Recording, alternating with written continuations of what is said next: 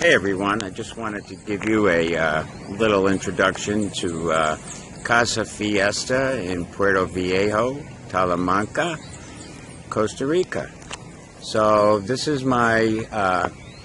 this is the road where I live. That's going back towards the ocean more. And if I turn around, this goes into town. As you can see, it's not paved. Makes a lot of dust. So let's take a walk towards the house. So I have this garden out front that is really pretty. I really don't have much to do with it. It's pretty maintenance free. This is my driveway. The majority of the homes down here are gated.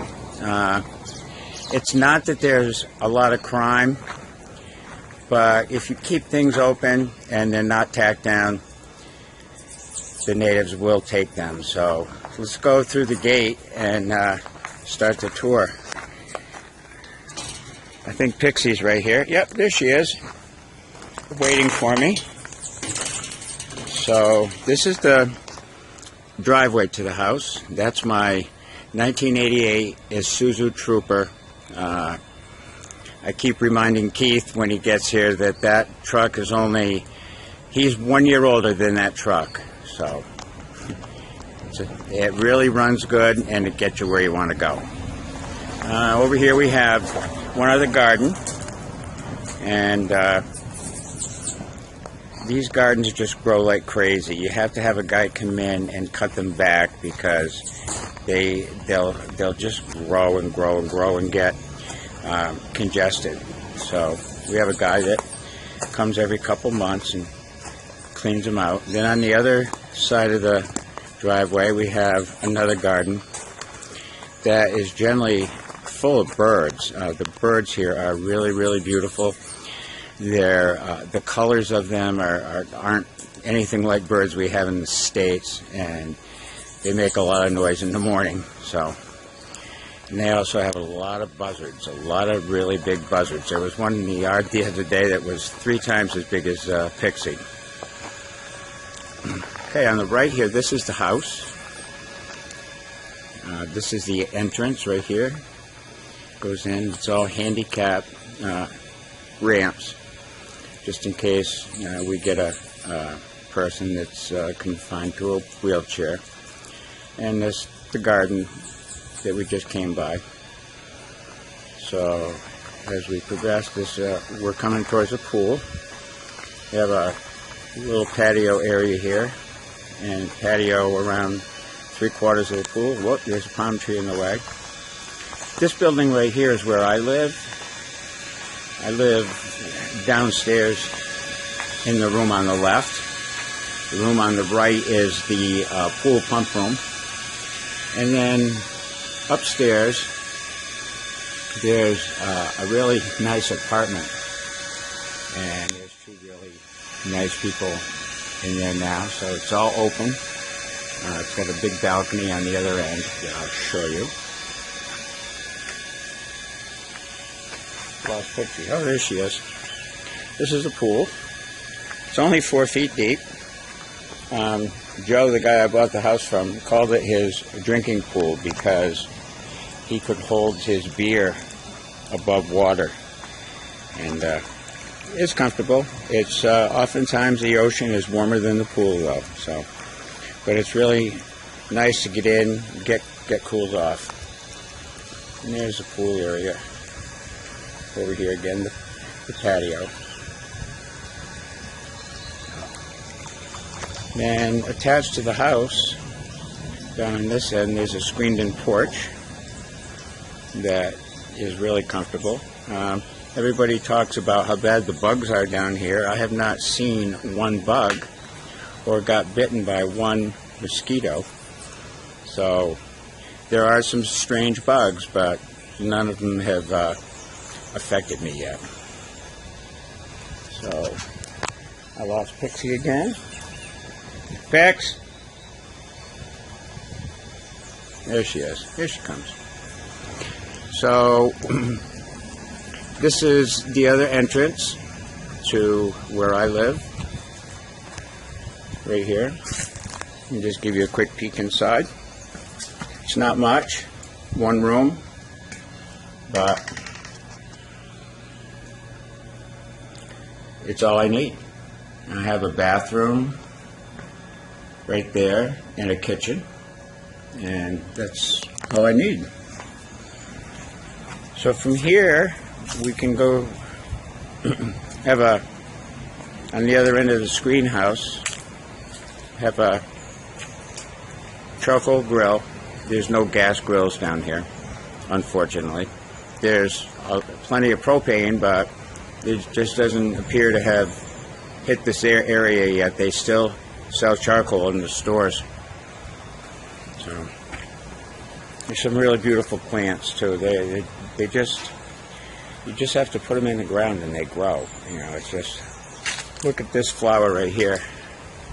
It's just beautiful. It's beautiful. And there's hummingbirds everywhere. They're here all day. Come on, Pix. So we have a back gate that we go out through. We do keep them closed up at night and padlocked.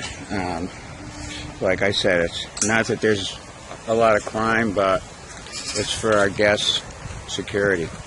So if we look back at the house from here, we see the pool area, my apartment where I live. Now we're going to head down towards the beach. There's a law here that states that you can't build anything within 100 yards of the beach. I might be pressing it a little bit here, but that's why these houses are all back-a-ways. And there's more gardens on this side, more plants. And this here is an almond tree. And there's almonds everywhere, although you can't eat them because they require some type of special processing so that you can get the almonds out. I guess they're really hard to crack.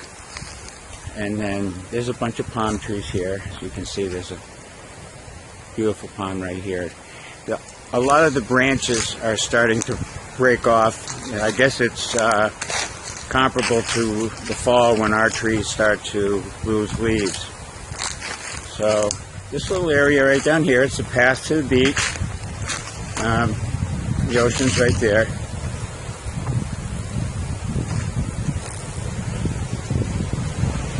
Come on, Pex. I spend quite a bit of time down here. Right now, I can tell you that Pixie will not go to the end of this path because this beach is black sand, and that black sand gets so hot that you can't walk on it. When I come down here, I always have on a pair of flip-flops, but if I want to go in the water, I take them off right here at the end of the path and run to the water. It's really, really hot. I mean, really hot. So, as you can see, the beach is really crowded today. There might be 2 people out here. You see some kayakers out there. That point out there is a national preserve. So all along here, there won't ever be any other buildings built. No resorts, no condominiums. This is all just going to be the way it is. Costa Rica is really green. They don't want a lot of industry, so that's the way they're planning to keep it. And here's the beach down towards town. That's the town right down there, down that way. It's a walk from here about 20 minutes. Fix and I go down about almost every day. There's some really strong riptides in here this time of the year, and I'll show you right in front of my house here what it does to the beach. See how it creates a ledge? That happens overnight, and then the next day oftentimes it's gone and it's flat again. So it's really strange. We just had a man drown right down here the other day. Got caught in the riptide and he didn't know how to handle it, and down at the point, the bar right down the road here, they had to rescue a guy the other day that was in the water that couldn't get around the riptide. So, but the beaches are definitely beautiful. They are hardly used, but they're here. This is black sand, and just in this particular part of town do we have this. And the other end of town is called Coakley's. Their beach is white. It's really nice, and their waves are a lot calmer than ours. Our waves right now are really, really calm. At night, you can hear the waves when it's rough. Well, you can hear them all nights, but when it's rough, it sounds like the wind is blowing, and it's really, really intense.